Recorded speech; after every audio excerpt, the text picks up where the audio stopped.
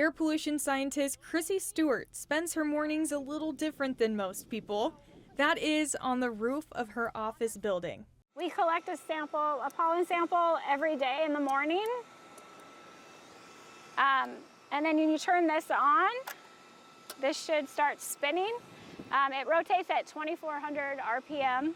This instrument collects pollen in the air for Chrissy to collect every weekday morning, 8 months out of the year for the past 21 years. It's typically around, early March when we'll start it, and it goes until the first real hard freeze that we get. And after the pollen is collected up on the roof, it's taken down to the basement and looked at under a microscope. For the most part, I do know the typical spores that pollen spores that are in Nebraska. After adding pink dye on the slides to make objects stand out, Chrissy counts the pollen spores one by one. I've got this little counter that I can use to actually count the spores. Makes it easier, especially on a really high day.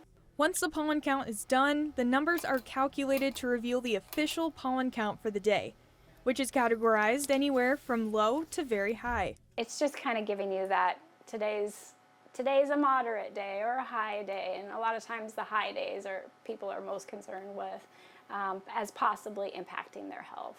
Using this valuable information, Omaha residents are able to make better informed daily choices, such as when to take their allergy meds, when to close the windows, or when to opt for an indoor workout instead of an outdoor one.